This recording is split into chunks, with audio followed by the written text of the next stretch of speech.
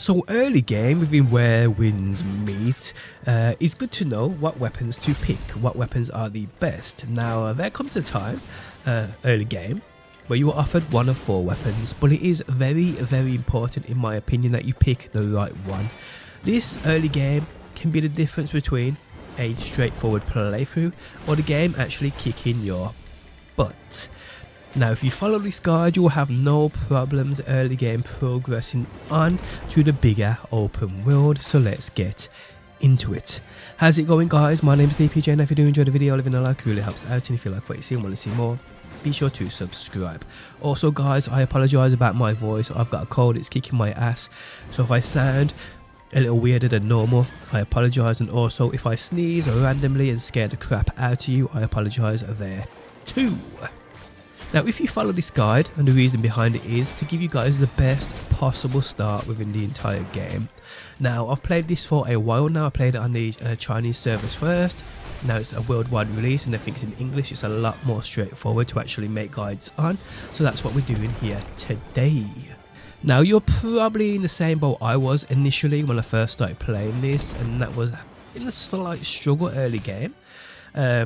Especially when it comes to combat, boss fights, fort clearing, etc, as you will soon realise that when it comes to actually healing, you are very limited early game, with you notably only having one heal potion to use within battle. I learned this the hard way, getting my ass kicked, my ass handed to me over and over from the very first big guy I came up across. And I know for a fact if I had a better way of healing myself, the game would be a walk in the park. So that's why I bring you guys today the very 2 best weapons you can get early game. One weapon which is great at close and long range combat, and another weapon which allows you to heal yourself. Yes, you heard this right, you can use this whenever you want to heal yourself. It just makes fighting in this game so much easier early on. Okay, so where does this start? So real early game guys are literally right at the very start of the game. You will indeed meet this NPC right here. His name is Q Sheng, I believe that's how you pronounce his name. And you will come across him and literally have to talk into the Wayfarer and revealing the first portion of this map.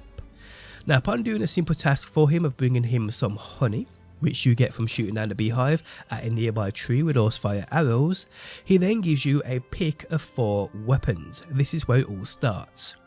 Now you can only pick one of these, but you have here the Penecea fan, the Thundercry blade, the Infernal twin blades, and the Infernal umbrella. Here guys, I highly recommend you getting the Infernal umbrella. This thing is absolutely incredible.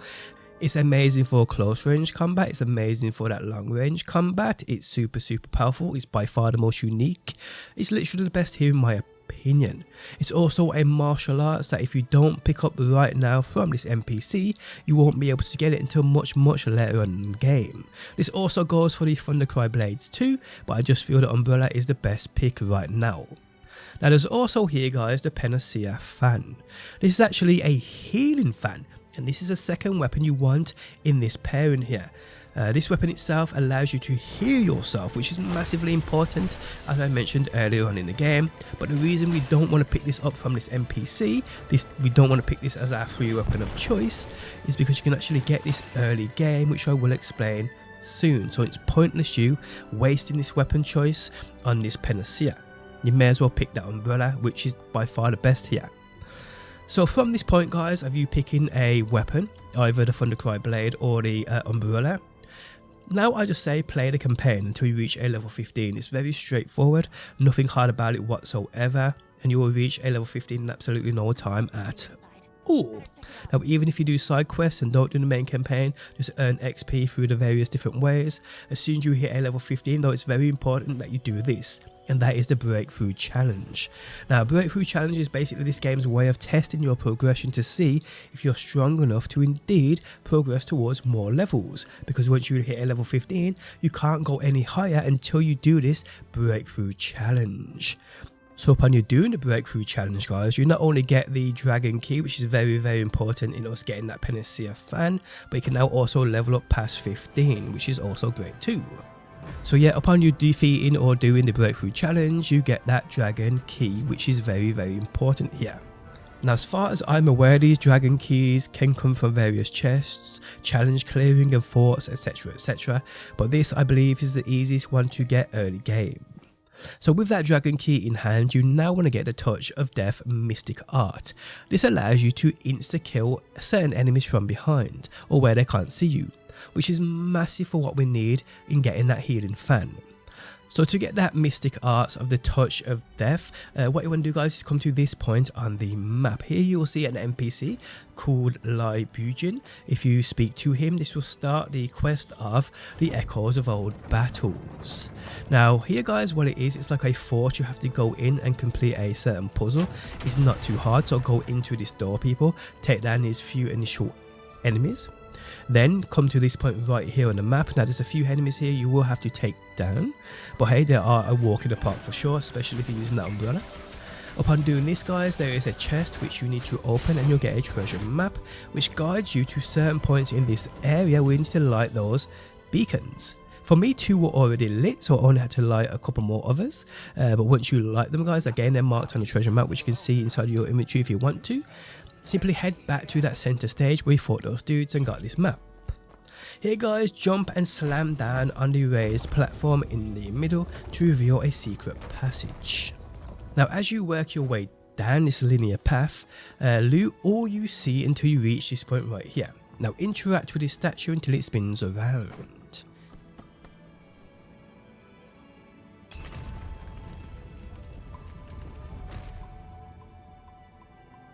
Then guys, you need to push in the symbols you see me pushing in on screen now.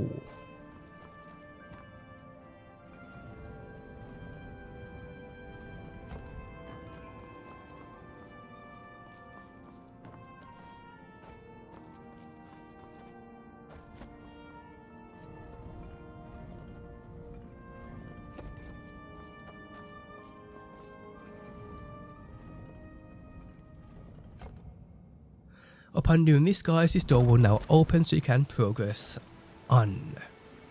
Now here guys, you'll come to this water like section where you need to go between these rocks and interact with this podium to unlock the path forward, so do as I do on screen now.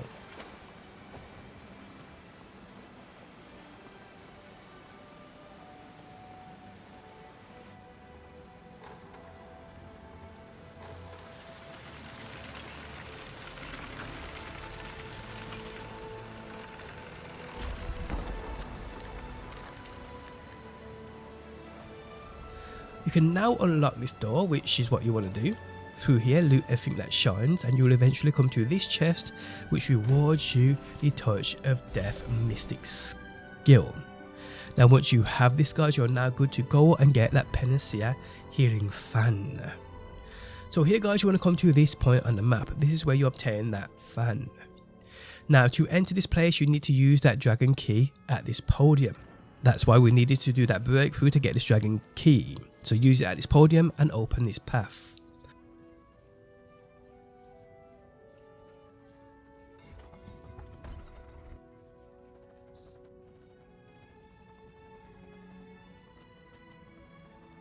So as you progress down these stairs, you'll notice you turn invisible. Here guys, the goal is to make your way through this area unseen. Now although you are invisible, the guards can still see you, and if they look at you for a few seconds, they will detect you, which will send you straight back to the start of this area. So you don't want to be seen here. So what I recommend you doing guys is being sneaky, crouch walk, go behind them, take them down with that Touch of Death Mystic skill by instantly killing them. And yeah, simple as that. Now there are lots of chests in here if you want to explore this area. That's completely up to you. But the area itself is quite linear, so it isn't hard at all. And I doubt you need a guide for this. It's basically a one-way path.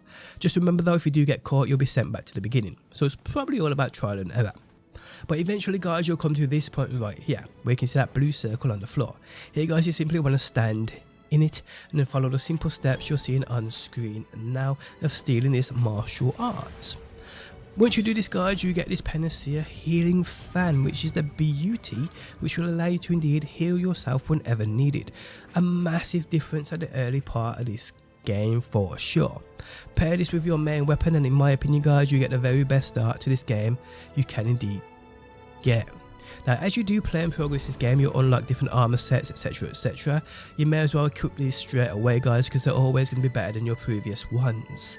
But other than that, guys, your weapons at hand, your martial arts, these are the 2 best early game for progression in my opinion. So do what you gotta do.